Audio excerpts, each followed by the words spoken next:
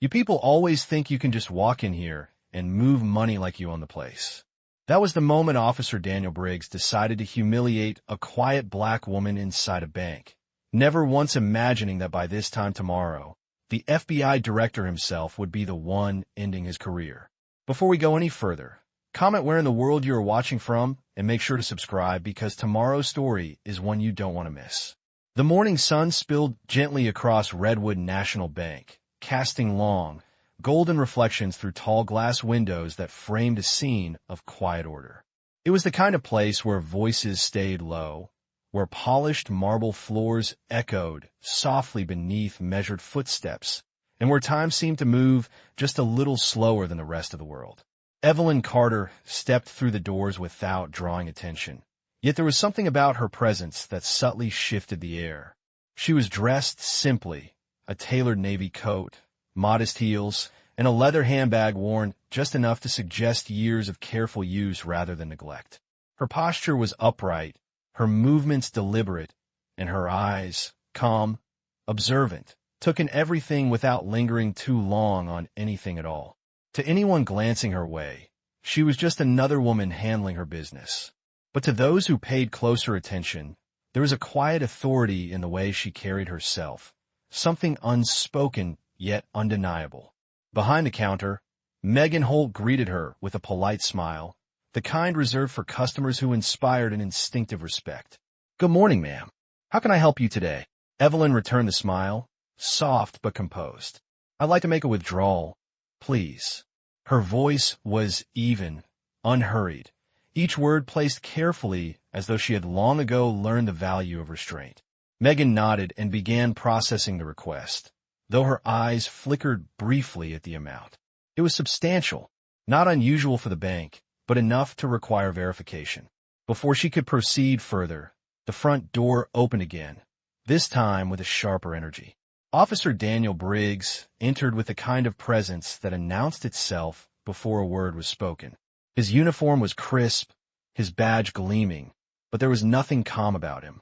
His eyes moved quickly, searching, assessing, looking for something, anything that might justify the authority he carried like a weapon. He spotted Evelyn almost immediately. Perhaps it was the amount being mentioned at the counter. Perhaps it was something less tangible. Either way, his attention locked onto her, and he began walking forward, each step deliberate, each movement charged with a confidence that bordered on arrogance. Megan noticed him and stiffened slightly. The room, once quiet and orderly, began to tighten with an invisible tension. Evelyn, however, did not turn. She did not rush. She did not react at all. Instead, she stood exactly as she had before, calm, steady, as though she had already seen this moment play out long before it arrived. And somewhere beneath that stillness, beneath the quiet grace of an ordinary morning transaction, something far more significant was waiting. Something Officer Briggs, in all his certainty, had absolutely no idea he was about to awaken. Officer Daniel Briggs slowed his steps as he approached the counter, his presence cutting through the quiet rhythm of the bank like a blade through silk. His eyes narrowed, fixed on Evelyn Carter with a suspicion that had no foundation but carried the full weight of his authority. "What's going on here?" he asked, though his tone made it clear he was not asking for information. He was asserting control. Megan Holt hesitated, her hands hovering over the keyboard. "Just a standard withdrawal, officer," she replied carefully, choosing each word with caution. Briggs did not look at her. His gaze remained locked on Evelyn. "Standard?" he repeated, the word curling with disbelief. "Doesn't look standard to me." Evelyn turned slowly then, meeting his stare with a calm that did not challenge, yet did not yield. "Is there a problem, officer?" she asked, her voice steady, almost quiet enough to disappear beneath the hum of the air conditioning. Briggs stepped closer, invading her space without hesitation. "That depends," he said, glancing at the screen behind the counter. "You mind explaining why you're pulling that kind of money?" The question was not framed as a request. It was an accusation dressed in uniform. Megan shifted uncomfortably. "Officer, her account is verified. Everything is—" "I wasn't talking to you," Briggs snapped, cutting her off sharply. The tension in the room thickened. A few customers turned, their conversations fading into silence as attention drifted toward the unfolding scene. Evelyn did not react to his tone. Instead, she adjusted the strap of her handbag slightly, small, controlled movement. "My financial matters are private," she replied, "and the bank has already confirmed my identity." Briggs let out a short, humorless laugh. "Private?" he echoed. "Not when something smells off." He circled slightly, positioning himself between Evelyn and the exit, a subtle but deliberate act of control. "I have reason to believe this could be fraud." Thomas Reed, the bank manager, hurried over, his expression tight with concern. "Officer Briggs, I can assure you, everything is in order. Ms. Carter is a long-standing client." "Then you won't mind if I take a closer look?" Briggs interrupted, his voice rising just enough to command the room. He turned back to Evelyn. "I'm going to need to see some identification, and you're going to step away from the counter." The words hung heavy, not because of what they said, but because of how they were delivered. Loud, public, unmistakably targeted. Evelyn held his gaze for a moment longer than expected, not in defiance, but in quiet assessment. Then, without haste, she reached into her bag. Her movements were slow, deliberate, leaving no room for misinterpretation. She handed over her identification without a word. Briggs took it, barely glancing before shaking his head. "Yeah, this doesn't sit right." He looked around, making sure others were watching. "Ma'am, I'm going to ask you again. What exactly are you doing with this money?" Evelyn's expression did not change. "With respect, officer," she said evenly, "you've already asked that." The calm in her voice seemed to irritate him more than resistance ever could. Briggs leaned in slightly, lowering his voice just enough to make it feel more personal, more pointed. "And I don't like your answer." The air between them tightened. But Evelyn remained exactly as she had been from the moment she walked in. Calm, steady, and unshaken, as though she understood something that no one else in that room, especially Officer Daniel Briggs, could yet see. Briggs held her gaze for a moment longer, then straightened, his patience thinning into something sharper, more performative. "Step away from the counter," he said again, louder this time, ensuring every ear in the room caught it. The quiet dignity of the bank fractured as whispers began to ripple through the lobby. Evelyn did not move immediately. Instead, she glanced briefly at Megan, whose expression had tightened with unease, then at Thomas Reed, who stood frozen between intervention and caution. Finally, she stepped back, one measured step, controlled, deliberate, creating the distance Briggs demanded without surrendering an ounce of composure. "There," she said softly. "Is that sufficient?" Briggs exhaled through his nose, as though her calm compliance irritated him more than resistance ever could. He held up her identification again, squinting at it with exaggerated scrutiny. "Evelyn Carter," he read aloud, his voice carrying across the room. "You expect me to believe this checks out?" Thomas stepped forward, lowering his voice in an attempt to contain the situation. "Officer, I have already confirmed her credentials. There is no issue with her account or the transaction." Briggs turned sharply, his expression hardening. "You want to be responsible for that?" he asked, gesturing toward the terminal. "Because if this turns out to be fraud, it is on you." The implication hung heavy, enough to force Thomas back a step. Authority, when wielded recklessly, had a way of silencing reason. Evelyn watched the exchange without interruption, her face unreadable, her posture unchanged. Briggs took that silence as permission to escalate. He stepped closer again, this time reaching for her wrist, not violently, but firmly enough to assert control. "I'm not convinced," he said, "and until I am, you are not going anywhere." The contact was brief, but deliberate. Several customers gasped quietly. Megan's hand flew to her mouth. Evelyn looked down at his hand, then back up at him, her expression still composed, though her voice carried a subtle weight now. "Officer," she said, "I would advise you to reconsider that." It was not a threat. It was not raised in volume. But something in the way she said it, measured, certain, caused a flicker of hesitation to pass through Briggs's eyes. It vanished just as quickly. "Advise me?" he scoffed, releasing her wrist only to reach for his radio. Dispatch, I need a unit at Redwood National. Possible financial fraud in progress.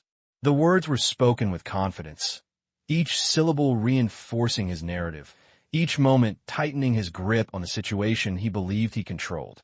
Thomas stepped in again, more urgently now. Officer Briggs, this is unnecessary.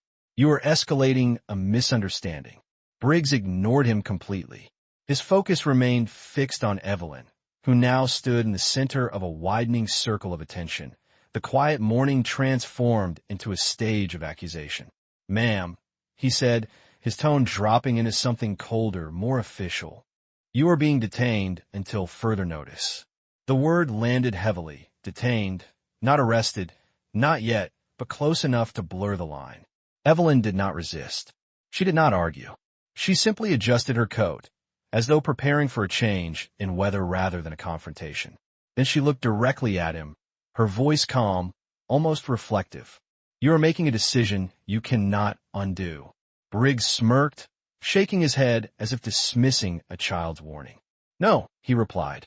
I'm doing my job. And in that moment, surrounded by silent witnesses and rising tension, the imbalance of power felt absolute.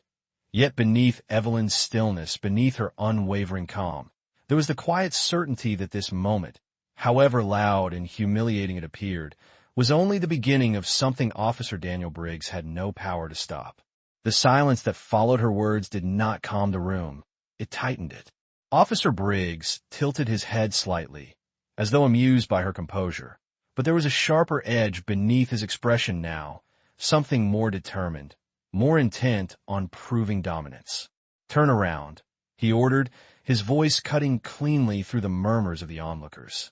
Thomas Reed stepped forward again, his voice strained. Officer, this is going too far. There is no charge, no evidence. I said turn around. Briggs repeated, louder this time, completely disregarding the manager as though he were invisible. Evelyn did not argue. She did not hesitate. With the same measured control she had maintained since the beginning, she turned slowly, placing her handbag gently on the counter before bringing her hands behind her back. The movement was not submissive. It was deliberate, almost ceremonial, as if she understood the weight of what was about to happen far better than anyone else in that room. Briggs reached for his handcuffs, the metallic sound of them clicking open, echoing unnaturally loud against the marble floors. Several customers shifted uncomfortably, some pulling out their phones, others looking away, unwilling to witness what felt increasingly wrong. Megan's voice trembled as she spoke. Please, there has to be another way to handle this. Briggs did not even glance at her. His focus remained locked on Evelyn as he took her wrists, guiding them, firmly, without gentleness, into position. You are being detained on suspicion of financial fraud, he declared, each word pronounced with authority, though built on nothing but assumption. The cuffs snapped shut with a cold, final sound. Evelyn closed her eyes briefly, not in fear, but in acknowledgement, as though marking a moment she knew would matter later. When she opened them again, her gaze remained steady, her breathing even. Officer Briggs, she said quietly, I will remember this. He let out a short laugh, stepping back to admire the scene he had created. You can remember whatever you want, he replied. Does not change the situation. 2 additional officers entered through the front doors, responding to his call. They slowed as they took in the atmosphere. The uneasy silence, the tension hanging thick in the air, the composed woman in handcuffs standing in the center of it all. One of them, a younger officer, glanced between Briggs and Evelyn, uncertainty flickering across his face. What have we got? He asked. Fraud. Briggs answered quickly. Large withdrawal. Inconsistent behavior. We're taking her in. The explanation was thin, but delivered with enough confidence to discourage immediate challenge.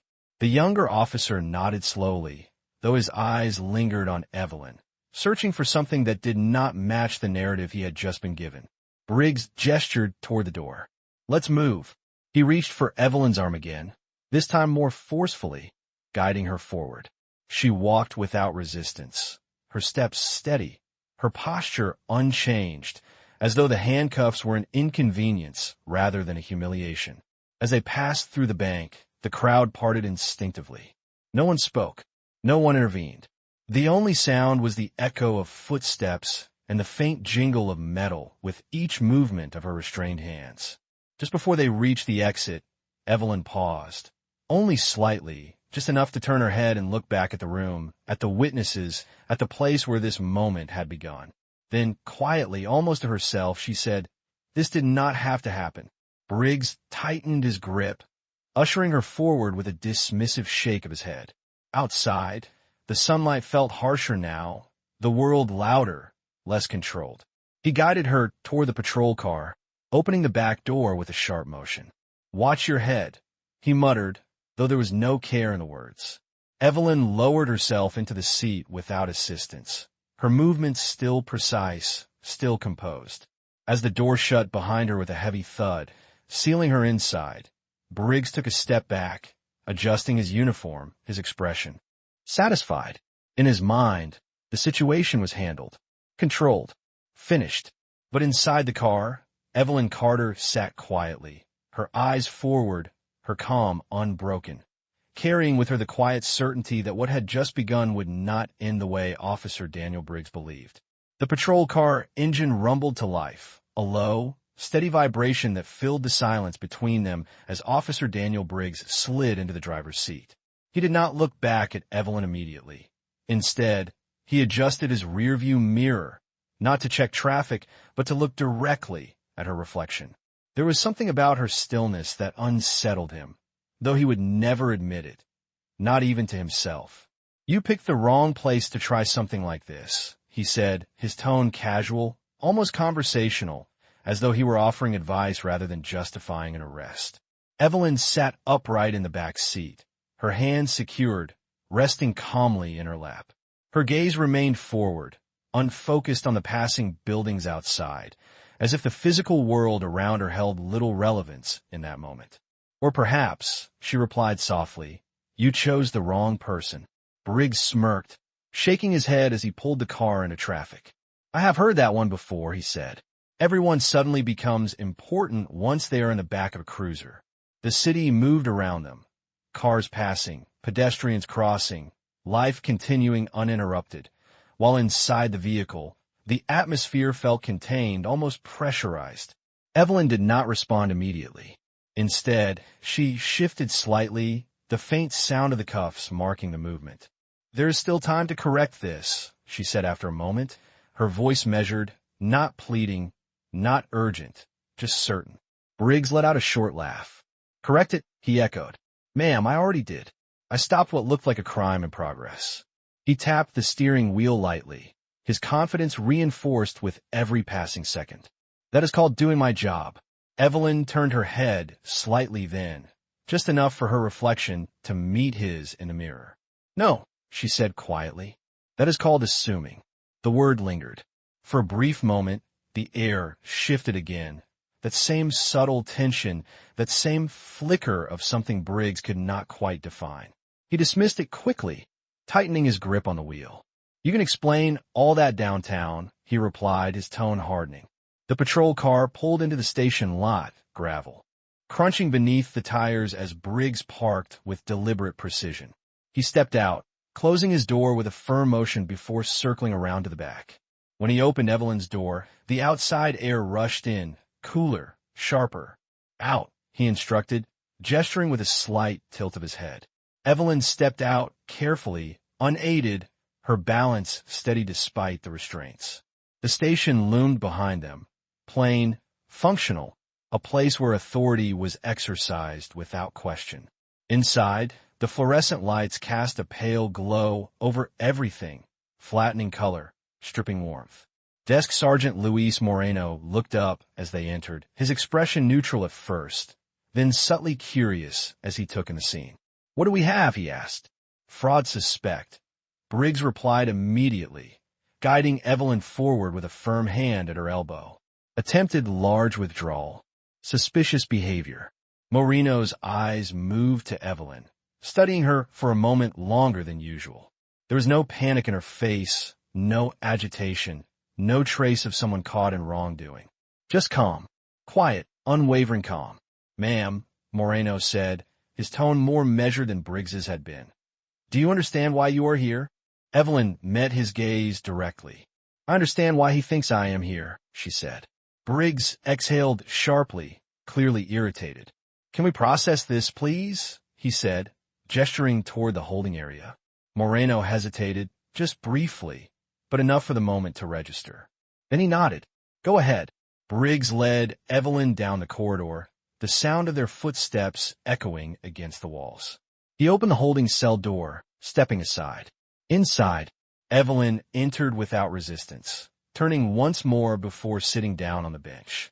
The door closed with a heavy, final clang. Briggs stood there for a second, watching her, waiting, perhaps, for a reaction that never came. Evelyn simply folded her hands in her lap, her posture unchanged, her expression steady.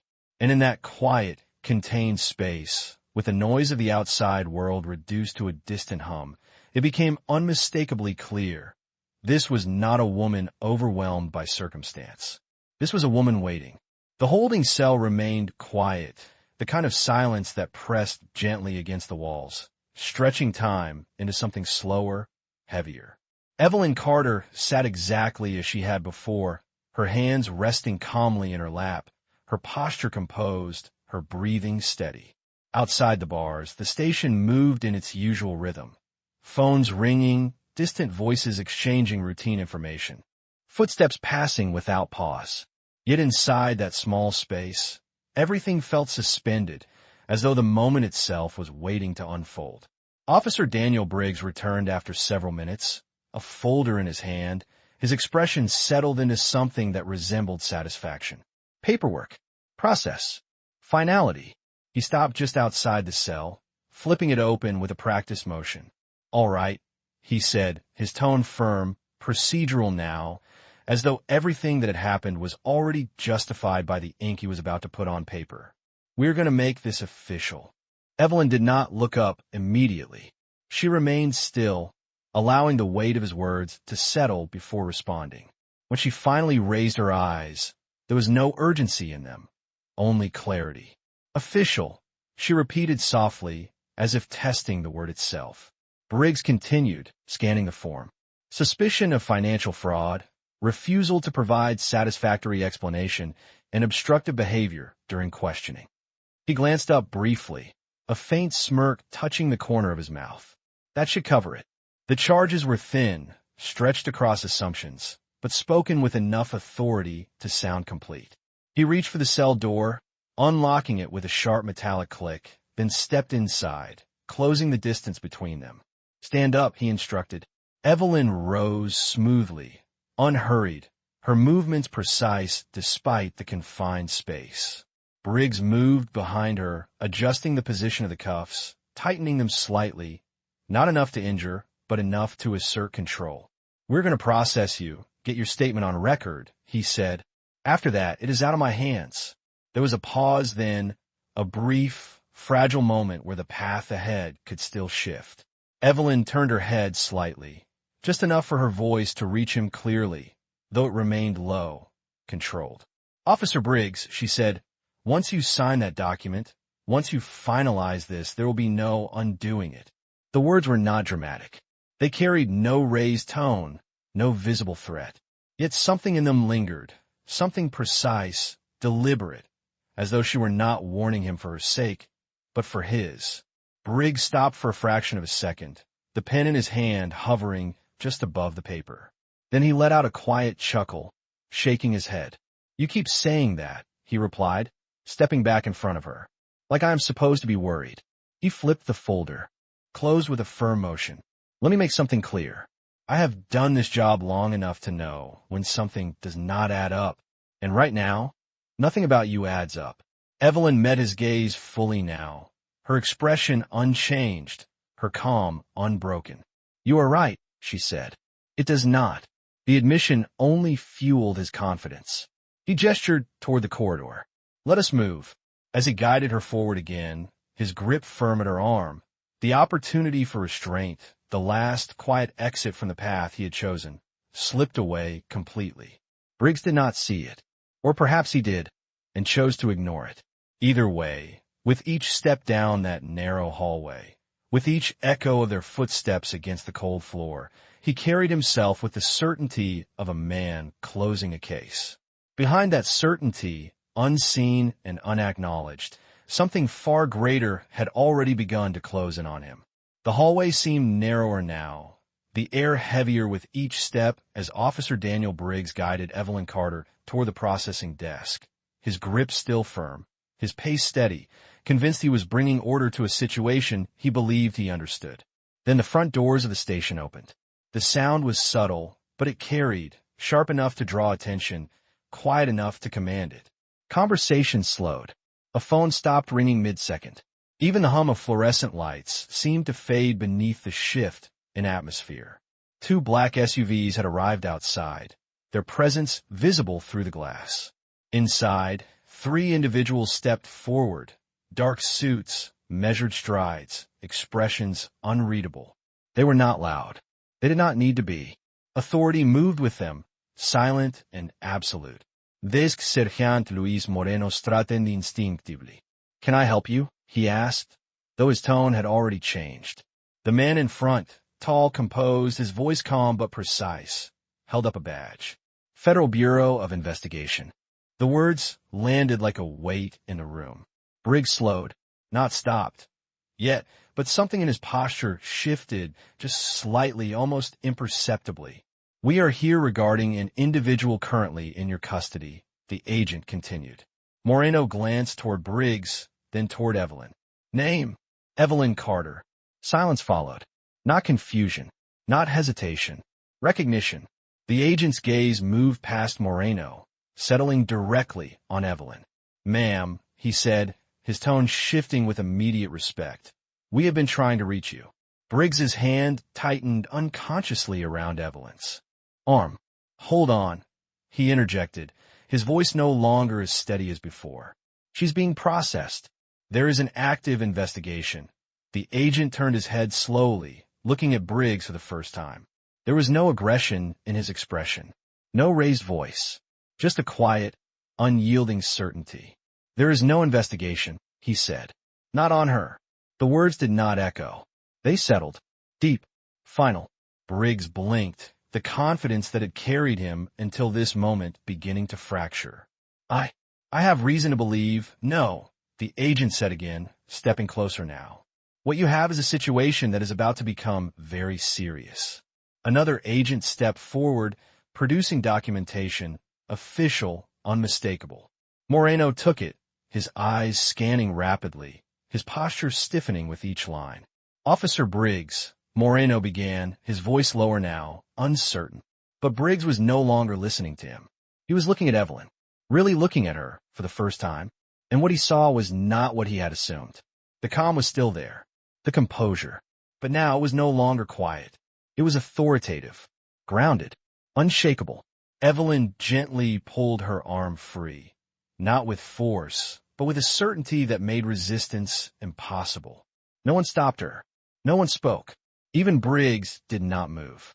"I gave you several opportunities," she said, her voice steady, carrying through the room without effort. "Not to protect myself, but to give you a chance to act correctly." She reached into her coat slowly, deliberately, every movement controlled, then produced a small, leather credential holder. She opened it, holding it just long enough for Briggs to see. The insignia, the seal, the designation, Federal Oversight Division, direct reporting authority to the Office of the FBI Director. Briggs's face changed in an instant. Not gradually, not subtly. It collapsed. Confidence draining, certainty unraveling, replaced by something raw and immediate. Realization. "No," he muttered under his breath, shaking his head slightly, as though the truth in front of him could still be denied if he refused to accept it. Evelyn closed the badge calmly. "Yes," she said, and in that moment, the power he had wielded so freely, so carelessly, disappeared entirely, leaving behind only the weight of what he had done and the unmistakable understanding that everything he thought he controlled had just shifted beyond his reach. The silence that followed her quiet confirmation did not break. It deepened, settling over the station like a weight no one could lift. Officer Daniel Briggs stood frozen, his hands still slightly raised as though reaching for authority that no longer existed. Across from him, Evelyn Carter remained composed, her posture unchanged, her presence now unmistakably dominant. Not through force, but through truth. The lead FBI agent stepped forward, his tone measured, controlled. "Officer Briggs," he said, "you are to step away from Ms. Carter." Immediately, there was no room for interpretation. Briggs hesitated, just a fraction too long, before slowly releasing his stance, his hands lowering to his sides. The confidence that had once filled his posture was gone, replaced by something uncertain, fragile. I did not know," he said, his voice quieter now, stripped of its earlier edge. The agent's expression did not change. "That is precisely the problem," he replied. Another agent moved beside Evelyn, gently but efficiently unlocking the handcuffs. The metallic click that once signaled control now echoed as something else entirely, correction. Evelyn rubbed her wrist briefly, not out of pain, but as if acknowledging the moment had passed. She did not look at Briggs right away. She did not need to. The room had already shifted around her. Sergeant Moreno stood straighter now, his earlier uncertainty replaced by a clear understanding of the gravity unfolding before him. "Officer Briggs," Moreno said carefully, "you need to step into the office." Briggs looked at him, then back at Evelyn, as if searching for something, an explanation perhaps, or a way to undo what had already been done. This was a misunderstanding," he said, though the words lacked conviction. Evelyn finally turned her gaze toward him. "Calm, steady, final." "No," she said softly. It was a decision. The distinction landed harder than any accusation. The lead agent stepped closer, his voice lowering slightly, though it carried through the room with unmistakable authority. "You detained a federal oversight officer without cause, disregarded protocol, and escalated a situation based on assumption. This is no longer a departmental matter." Briggs swallowed, his composure unraveling further. "I was just doing my job," he said again, but now it sounded hollow, like a phrase repeated too many times without meaning. "Your job," the agent replied, "does not include violating it." Two additional agents positioned themselves beside Briggs, not aggressively, but firmly enough to remove any illusion of control. "You will come with us," one of them said. For a moment, Briggs did not move. Then, slowly, he nodded, the fight draining out of him as reality settled in fully. The same corridor he had walked with authority now seemed longer, heavier, each step echoing with a different weight as he was guided away. Not as an officer, but as a subject of investigation. The station remained silent as he passed, eyes following him, not with respect, but with something closer to realization. When the door closed behind him, the tension in the room shifted once more, this time releasing. Evelyn adjusted her coat slightly, her movements returning to that same quiet precision. The lead agent turned to her. "Ma'am, we apologize for the delay." She gave a small, composed nod. "You are here now," she said. No anger, no raised voice, just acknowledgement. Justice, in its purest form, had not arrived loudly. It had arrived exactly when it was supposed to. And for Officer Daniel Briggs, the consequence was no longer approaching. It had already begun. The station door closed with a quiet finality behind the departing agents, and with it, the tension that had filled every corner of the building seemed to dissolve into something softer, something steadier. Conversations resumed, but at a lower volume now, more measured, as though everyone present understood they had just witnessed something that would not easily be forgotten. Evelyn Carter stood near the center of the room for a moment, her presence no longer questioned, no longer challenged, but quietly respected. Sergeant Luis Moreno approached her with a different posture than before, shoulders squared, voice grounded in sincerity. "Ma'am," he said, "on behalf of this department, I apologize." The words were simple, but they carried weight. Evelyn regarded him for a brief moment, her expression thoughtful rather than reactive. "What matters," she replied calmly, "is what happens after." Moreno nodded, understanding that this moment was not just about apology, but about accountability that would extend far beyond the walls of the station. One of the federal agents stepped forward slightly. "We can arrange transportation, if you would like," he offered. Evelyn gave a small shake of her head. "No," she said, adjusting her coat with the same quiet precision she had carried from the beginning. "I will finish what I came to do." There was no hesitation in her voice. No lingeringange. Just purpose. Outside, the daylight had softened, the earlier sharpness replaced by a warm, steady glow that stretched across the pavement. The same world that had continued without pause now seemed to welcome her back differently. She stepped out of the station with unhurried grace, her posture unchanged, her presence once again blending into the rhythm of the day, yet leaving behind an undeniable imprint. When she returned to Redwood National Bank, the atmosphere shifted the moment she entered. Conversations hushed, not out of fear, but out of recognition. Megan Holt stood behind the counter, her eyes widening slightly before she straightened, her expression filled with relief and respect. "Ms. Carter," she began, unsure how to finish. Evelyn offered her a reassuring smile, gentle and composed. "We were in the middle of a transaction," she said simply. "No accusation, no dramatics, just a return to order." Thomas Reed approached quickly, his earlier anxiety replaced by quiet humility. "Everything will be handled immediately," he said. "No dilas." Evelyn nodded once. "Thank you." The process resumed, but now there was a different energy, one grounded in awareness, in the understanding that dignity had been tested and restored.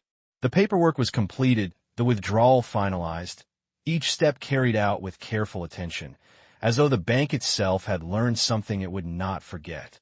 When it was done, Evelyn gathered her belongings, her movements as composed as ever. She paused briefly at the door, glancing back, not at any one person, but the space itself. Then she stepped outside once more, into the quiet hum of the afternoon. There was no celebration, no spectacle, just the steady return of balance. And as she walked away, calm and unhurried, it became clear to anyone who had witnessed even a part of what had happened. Justice had not arrived with noise or force. It had arrived through patience, through truth, and through a quiet strength that never needed to raise its voice to be heard. There is something deeply revealing about the way power behaves when it believes it will never be questioned. In this story, Officer Briggs did not act out of necessity, nor even out of evidence, but out of a quiet certainty that his authority alone was enough to define reality. What makes this moment unsettling is not just the mistake itself, but how easily it was made, how quickly assumption became action, and how confidently it was defended. Evelyn Carter, on the other hand, never needed to raise her voice, because real authority does not rely on volume or force. It waits, it observes, and when it finally reveals itself, it does not argue, it simply corrects. What we witnessed was not just justice being served, but the exposure of a fragile illusion, the idea that control without accountability can sustain itself. It cannot. It never does. Because the truth does not rush to prove itself, but it always arrives, and when it does, it leaves no room for denial. I hope you enjoyed that story. Please share it with your friends, and subscribe so that you do not miss out on the next one. In the meantime, I have handpicked 2 stories for you that I think you will enjoy. Have a great day.